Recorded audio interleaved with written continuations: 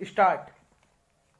कोई संभावना नहीं बनी है, अतः यह एक चिंता का विषय है कि प्रभुत संख्या बल रहने के बावजूद हिंदी भाषा को अपने देश में और विश्व मंच पर अब तक उचित स्थान नहीं मिल सका है।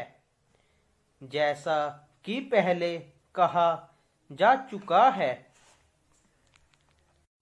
क्षेत्रफल या भौगोलिक प्रसार की दृष्टि में भी हिंदी भाषा कम महत्वपूर्ण नहीं है।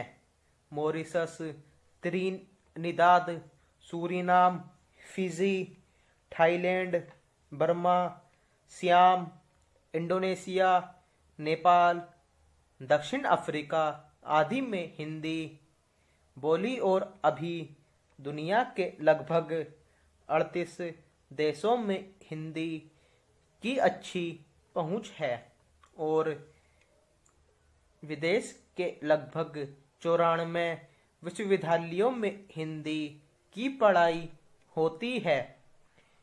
यहाँ यह कहना आवश्यक प्रतीत होता है कि अब भाषा की प्रतिष्ठा केवल उसके रचनात्मक साहित्य और उसके सांस्कृतिक महत्व पर निर्भर नहीं करती। अब वह भाषा अधिक आगे बढ़ सकती है जिसके पीछे अत्याधुनिक तकनीकी उपकरणों का बल हो और जिसकी पहुंच वर्तमान सभ्यता के विभिन्न साहित्येतर क्षेत्रों में भी हो। राष्ट्रसंघ की भाषा बनने के लिए भी हिंदी को आधुनिक तकनीकी उपकरणों की आवश्यकता होगी। दूसरी बात यह है कि अपने देश पूरे भारत की भाषा बनने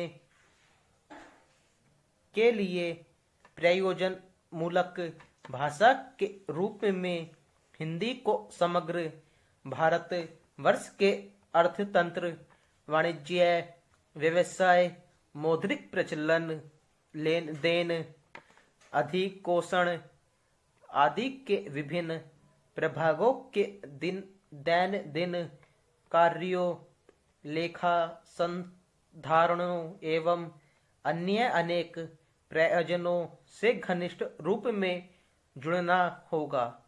किसी भाषा का सांस्कृतिक या ज्ञानात्मक रूप जिसके द्वारा वह अपने देश को संस्कृति का अग्रचारी नेतृत्व करता है,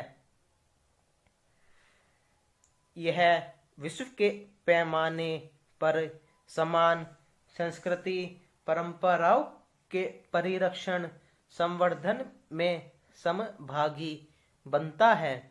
भले ही पुस्तकालयों, संग्रहालयों, मठों, मंदिरों, खानकाहों, मातृका सदनों या स्कूल कॉलेजों के पाठ्यक्रमों तक सीमित रहकर भी अपना विकास कर सकता हो, किंतु किसी भाषा का व्यवहारिक प्रयोजनमूलक रूप जिसकी एक विशिष्ट परिणति राजकाज की भाषा या राष्ट्रभाषा के रूप में होती है, अपने देश के अर्थतंत्र तथा वाणिज्य व्यापार के संसाधनों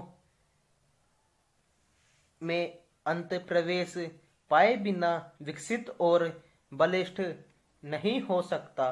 अतः भारत के वर्तमान भाषा संदर्भ को दृष्टिगत रखते हुए भारतीयों बैंकों में हिंदी के माध्यम से कार्य करने की विधि को अपनाना आवश्यक है।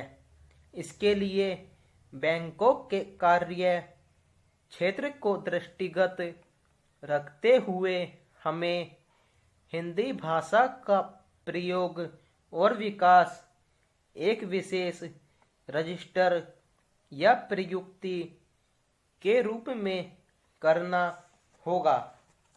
आज के प्रगतिशील युग के अनुसार भारतीय संविधान के आधारभूत आमुख के अनुसार और हमारे लोकतांत्रिक दृष्टिकोण के अनुरूप अब बैंकों के कार्य क्षेत्र, कार्य की प्रकृति और उद्देश्य में भी बदलाव आया है। अब बैंक केवल संचित राशि जमा करने, ऋण देने और लाभांश कमाने वाली संस्था भर नहीं है, बल्कि वह हमारे देश की सामाजिक तथा आर्थिक विकास योजनाओं को कार्यान्वित करने का तथा आम जनता को आर्थिक न्याय पाने के योग्य बनाने का एक सशक्त माध्यम भी बन गया है। स्टॉप।